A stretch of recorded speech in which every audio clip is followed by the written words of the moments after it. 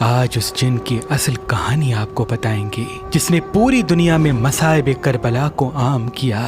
آج جس بھی مجلس میں یا جس بھی نوحے میں جو علی اصغر کے مصائب، علی اکبر کے مصائب، خیام کے اندر بیبیاں کس طرح سے رو رہی تھیں، وہ مصائب، مقتل گاہ میں کیا ہو رہا تھا، کس طرح سے آل رسول قیدی ہوئی، کس طرح سے رہا ہوئی، جو کچھ بھی پڑھا جاتا ہے وہ سب ظافر جن سے منسوب ہے۔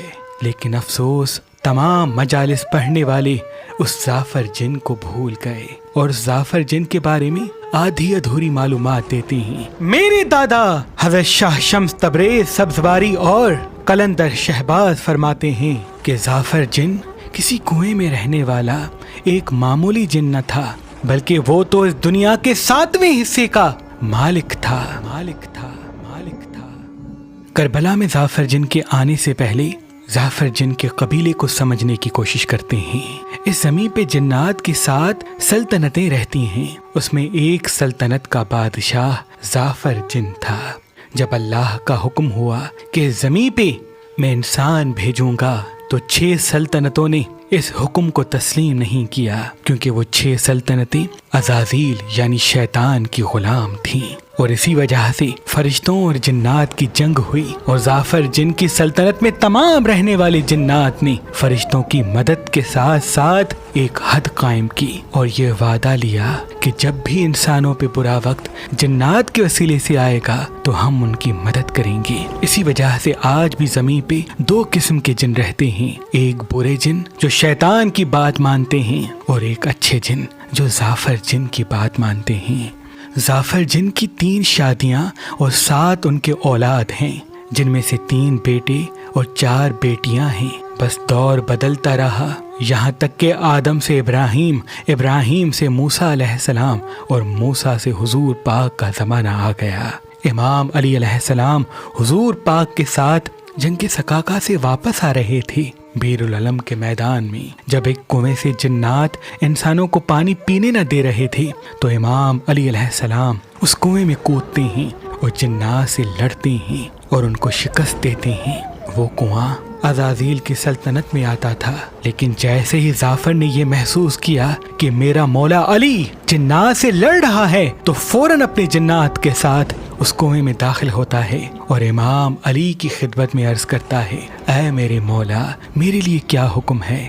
امام علی علیہ السلام ان تمام شیطان جنات کو مات دینے کے بعد جنات کے قبیلے بغل جو رشتے میں عزازیل کا چچا تھا اس سلطنت کا سردار بناتے ہیں، اپنے ہاتھوں سے اس کی تاج پوشی کرتے ہیں اور مولا علی یہ حکم دیتے ہیں کہ ظافر کی شادی بغل کی بیٹی سے میں کرواؤں گا تاکہ یہ دونوں سلطنتیں اہل بیت کی مرید بن کے دوسرے جنات پر اسلام کا پیغام پہنچا سکیں۔ بس دور گزر ہی رہا تھا، ظافر نے اپنے بیٹے بہروت کی شادی عاشورہ کے دن رکھی تھی۔ ابھی شادی کی تقریب چل ہی رہی تھی، اتنی دیر میں 2 جن روتے روتے ظافر جن کے پاس آئے اور عرض کرنے لگے، ہم جنات پر اسلام کی تبلیغ کرتے کرتے جب کربلا کی زمین تک پہنچے تو دیکھا مولا علی کی اولاد پیاسی کربلا میں بیٹھی ہے اور انسانوں کے لشکر نے چاروں طرف سے ان کو گھیر رکھا ہے۔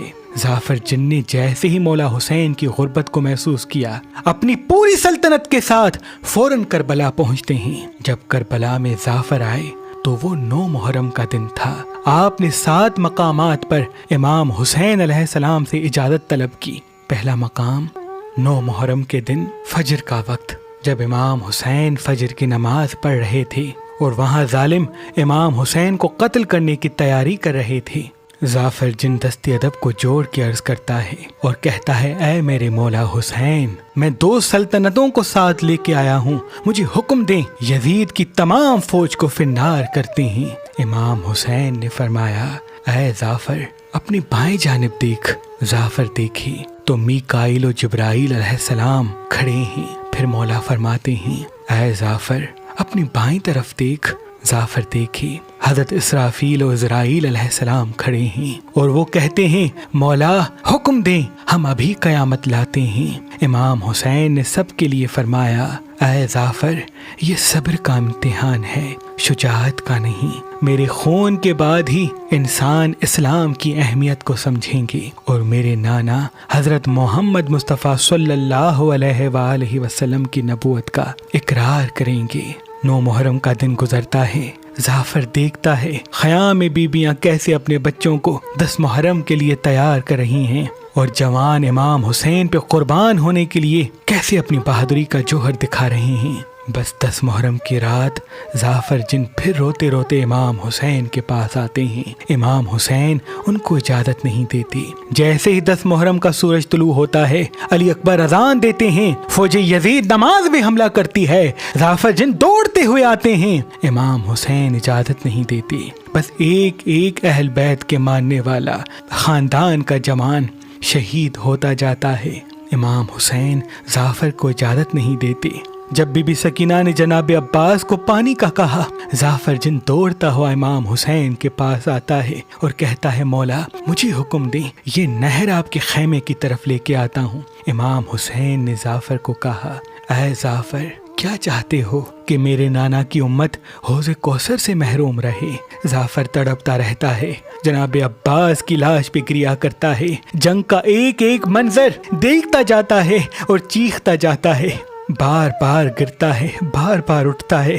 بس ایک مقام ایسا تھا جب ظافر کو یہ لگا کہ اب مجھے اجازت ملے گی، جب علی اکبر گھوڑے پہ سوار ہو کے میدان کی طرف جا رہے تھے اور امام حسین علیہ السلام اپنے بیٹے اکبر کو حسرت کی نگاہ سے دیکھ رہے تھے۔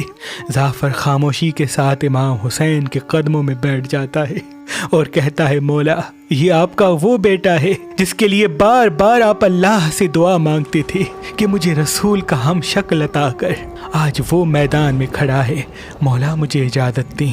امام حسین فرماتے ہیں، میں نے اللہ کے دین کے لیے اپنا اکبر قربان کر دیا۔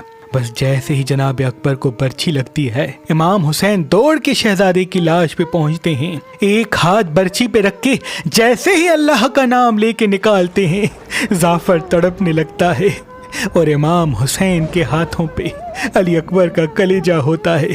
بس مولا آخری حجت تمام کرنے کے لیے فوج یزید سے مخاطب ہو کے کہتے ہیں، حل من ناصر ینصرنا، ہے کوئی مجھ غریب کی مدد کرنے والا؟ ظافر اجازت طلب کرتے ہیں۔ مولا حسین فرماتے ہیں، میری یہ صدا صرف انسانوں کے لیے ہے۔ اتنی دیر میں 6 ماہ کا معصوم علی اصغر اپنے آپ